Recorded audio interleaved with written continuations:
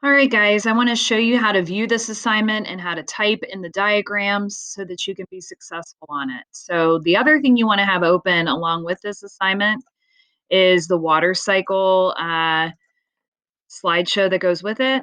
And I think I did post that in your Google Classroom. So if you go to third period, where most of you are working from, and you click classwork, to access this assignment, it says water cycle questions. So that's what we're looking at. And I posted the presentation and the assignment/assessment. So when I go back here, I also have my water cycle assignment here.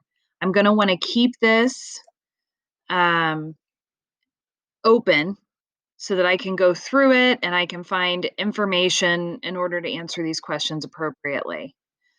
I'm going to look at this slide in particular. It says the hydrologic cycle.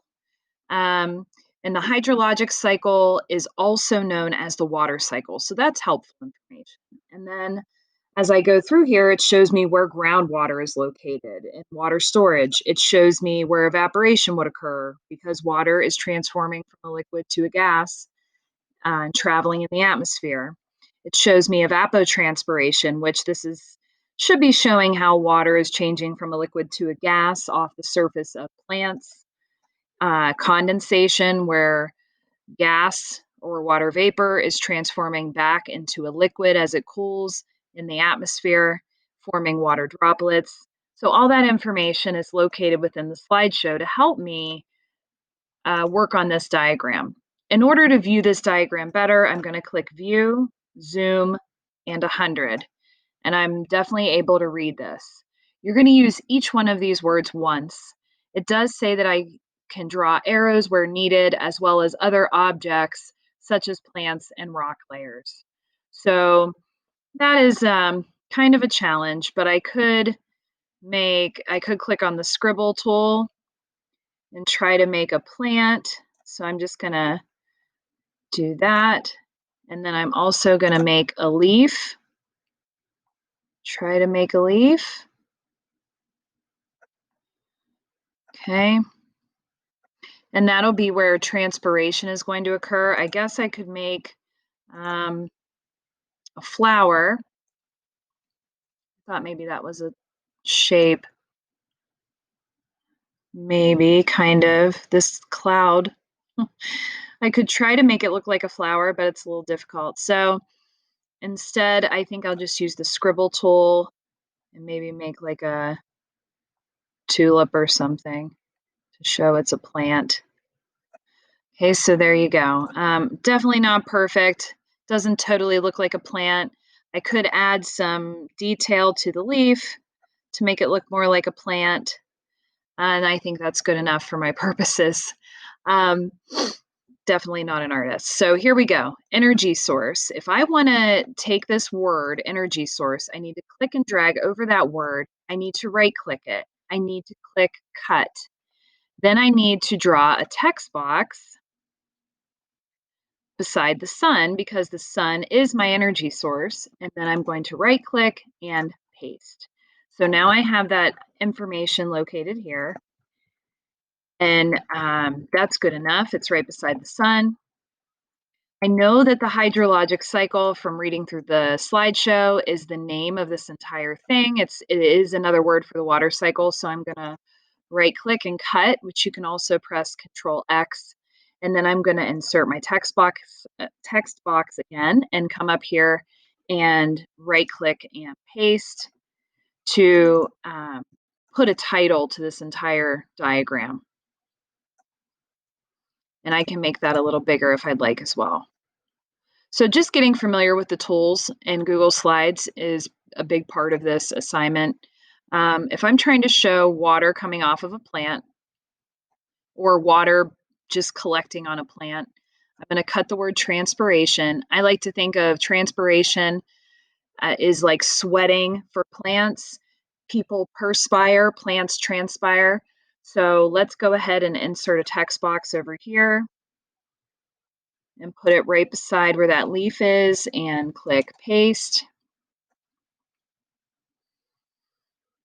showing that And I might even want to write that since I don't have a great spot for it in my drawing. I'll just say water collecting on the leaf. I need to make it a little wider. So I'm going to do that and just say water moving through the plant to the leaf, to the surface of the leaf, because it's going to evaporate eventually, to the surface of the leaf. And this is hard to read. So I'm going to take that entire text and I'm going to select it, and then I'm going to make it bold, and it'll stand out just fine, enough for me to be able to read, and that's all that matters. Okay, I'm going to continue to work. I know precipitation is an easy one because I'm able to cut and paste that right where the rain is. So I'm going to add my text box over here where it's right up against beside the rain, and right click and paste. If I want to add an arrow to show that I'm pointing to the rain, I could just move this entire text box over. I think that'd be easier. And then I will definitely be able to understand that you're trying to show that. Condensation, remember, occurs when liquid or when water vapor is cooling and transforming back into liquid water droplets. So I'm going to right click and cut, and then come down here into the cloud, right click, paste. And what happens then is it just goes to a random spot. So I don't like that. So I'm going to press Control Z. And instead, I'm going to create a text box. So let me create this text box in the cloud. And then right click and paste. And that makes it a lot nicer. Okay, I'm going to continue to go. There is one more that I think is a challenge for sure. So evapotranspiration, where it's going from a liquid back to a gas. In order to show that clearly, I'm going to go to the arrow tool again. So let me find the arrow tool. It's right where I have these different shapes where the scribble is currently. I'm going to show arrow. I can make my arrow thicker. So that's not what I wanted to do. Not the border. I don't want to do that. I don't even know if I need one. Okay, so this is where I can change the way my arrow looks. And I believe I can change the thickness. Maybe not. Okay. It depends on whatever you're selecting. So when I selected this, I'm going to make that transparent so it doesn't stick out.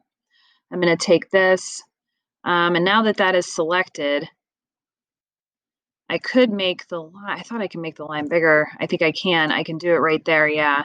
Now that that is selected, I can make it wider, however wide I want it, which really 2 is plenty.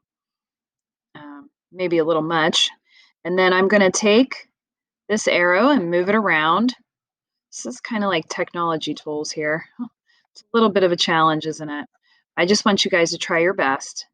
So I'm going to show an arrow going from the leaf straight into the air. I'm going to try to keep this as simple as I can and easy to read.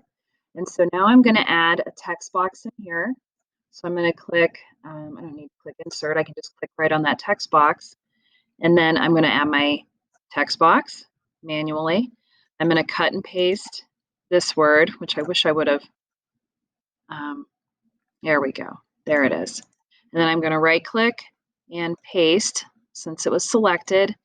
There, now I'm happy. It's showing it's moving from a liquid to a gas because it's going from the surface of the leaf to the atmosphere, and I think that's clear enough. Now for infiltration, because that's showing water seeping through the ground, I can easily add a text box here. Rivers, I could draw arrows again quickly to the river. So I'm going to literally draw an arrow here, go up a little bit, not very much, and then add my text box above that. And then type. I can just type in here too. I don't have to copy and paste the words. It's just can be an easier way to do it. And I can move this wherever I want so that it is right above the arrow. And then when I click off of it, It's gonna look pretty nice and be clear. So that's really it. I mean, continue to work on that. Do your best. I know that it can be a challenge. So there you go.